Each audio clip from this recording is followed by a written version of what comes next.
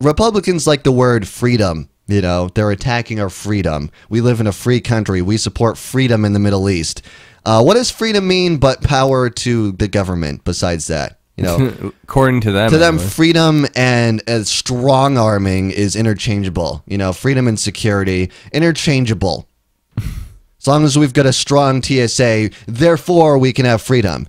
Because we've got heroes in the Middle East, therefore we can have freedom, thankfully. God knows I wouldn't have Breaking Bad coming up this Sunday if it wasn't for the Iraqi war. You know, there wouldn't be freedom for AMC to produce all these wonderful shows on Sunday night primetime. You know, Hell on Wheels wouldn't have even been a thought, let alone an idea or an action, because people shooting people in another continent results in us having more stuff that we can do. You wake up in the day and you say, oh, I can rub my eyes because of murder. If only more people were dead, I could speed and get away with it, you know. I could just go to Starbucks and demand free coffee because death. All it takes is more death to happen and then more stuff that I can do. And that's our mentality. And we use these weird words and we mince them and everyone gets all excited. They get freedom boners. You know what I mean? But but it's not freedom. You know, and that's why it's become a dirty word, this word that I'm supposed to like. They've ruined it because now, to me, when I say, you know, freedom, the first thought in my head becomes like molestation, you know, like TSA molestation. Liberty hasn't been tarnished quite yet.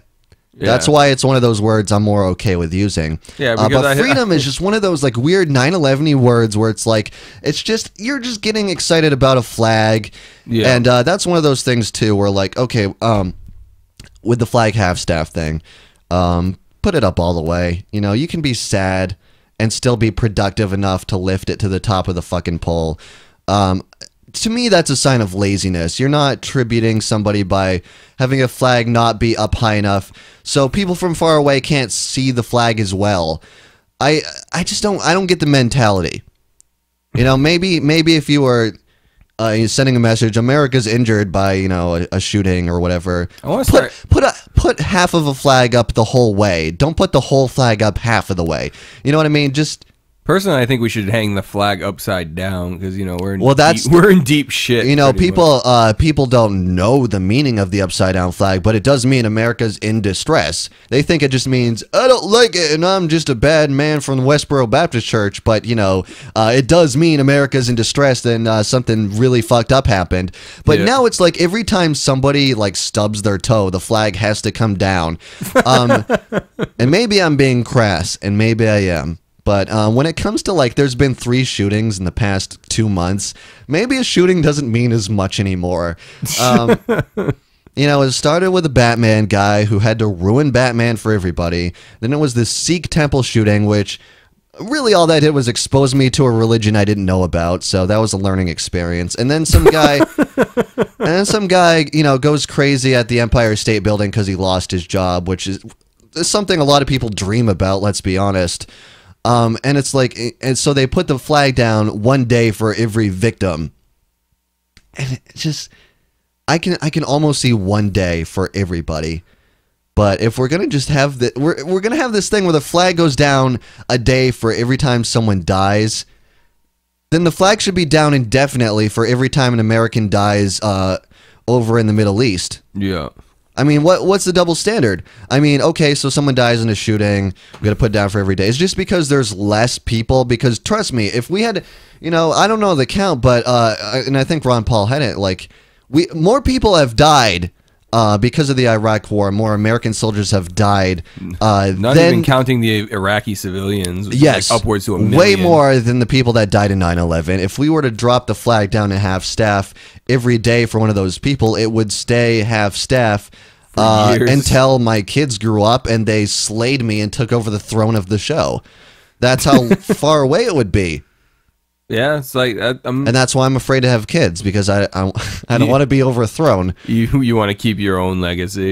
Yes, it's like the good old Greek days. You know, Zeus was stupid because he would fuck and he would fuck. Never wore a sheepskin condom for the life of him. Which, if you're the thunder god, you can figure out how to come on the tits. I mean, come on. So he's having babies left and right, and none of them like him because he's a shitty dad who's never... I mean, how can you raise that many kids as Zeus? You can't. You have to have Hermes to, like, be the shitty, like, oh, I guess I'll raise you. And, of course, you're not gonna like dad. And so everybody doesn't like Zeus, and we wonder why, oh, we want to kill him. What the fuck got me onto that? I think you're talking about Kronos. I think I might be. Yeah, Kronos the Titan. He's the one. He's the one. Zeus overthrew him. Well, there's that. Someone overthrew Zeus eventually, though, right? I don't know. I haven't. There's got to be a point where he fell to demise. I haven't because there's just too many just bastard childs of that man to be just him just safe in his nice little throne on Mount Olympus. Seems like there's too many bastard children in general. Yes, and yeah. Well, that's why, I was telling you last night, and this may have been me being drunk, but which you might as well. And sometimes I say some upsetting things when I've had a few in me, but there's coming a point where it's like there's enough babies in the world, and someone's gonna stop it.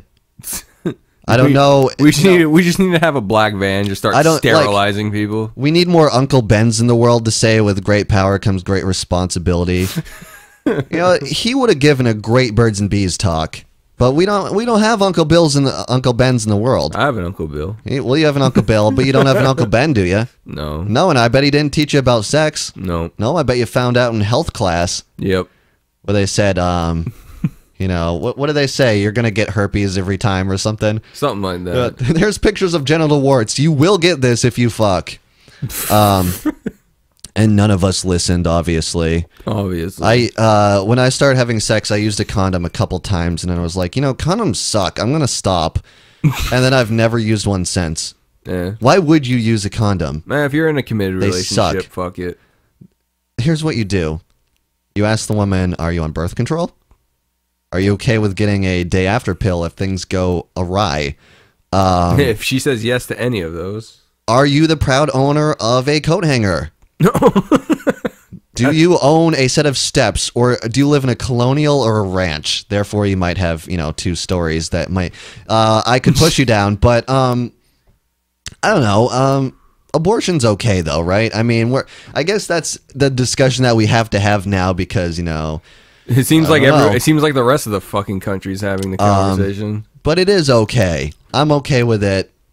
Everyone else ought to be okay with it, right? It's weird. Like, I'm personally pro-life, but I'm also one of those people who believes in eminent domain, and I feel like a woman's womb is eminent domain to her, so no one can really say anything. Her womb is public property, and she doesn't really want a highway being built in her uterus quite yet. She wants it to be kept pristine. Is that what I'm getting at? She doesn't want any outward expansion. She doesn't want any manifest destiny. She just wants her vagina left to the Indians. The native people. Well, I mean, if that's what she chooses, she wants a. Well, and that's the thing that I think everybody should remember is that if you're a guy talking about abortion, shut the fuck up. Stop what you're doing and then do something else. You mean what we're doing right now? Well, we're talking about it. What's the tongue in cheek? Casually. Yeah, because it's not a big deal, but we're not really. Well, we're not sitting here saying you can't have you gotta have a baby. I don't care what happened. Like, we're not sitting here deciding what a woman's gonna fucking do with her vag. You know what I mean? Yeah. Because you can't sit here and say you need to get a Brazilian wax. You need to you need to douche. You need to douche every day. How dare we say you need to keep that baby that I came in you, and now that's your problem, Where the fuck do we get off at saying some of the stuff that we say? Personally, I don't know if I think it might have been you I told, but I personally think women should form their own provisional government to deal with this shit themselves. That one topic. Could you imagine the female president of the United States, and then there's the male president of the United States, and then it's like a fucking fight? That would really make the dynamics interesting between the collective relationship between men and women right there. Yeah, I mean, there's the female leader and the male it'll leader. just go to show. Everybody knows, just Why are you talking right now? You don't have a vagina. I don't think in the future you'll be getting a vagina. And if you do, you're not reproducing from it. You can't give birth through your little pee hole, your urethra, you know? So why is this going on? Moving on to anything else. And by the way, if you're not gay, shut up about gay marriage. If you're not a Mormon, shut the fuck up about polygamy. It's not your call. If I'm a Mormon, I can have as many goddamn wives as I want to. I'm okay with the idea of polygamy. It's weird. Yeah. If I want to be miserable times 5, I'll marry that many wives. People act like it's this awesome thing having that many wives. It's terrible. It only results in jealousy and anger and hate fucking. There's never that orgy between all of you.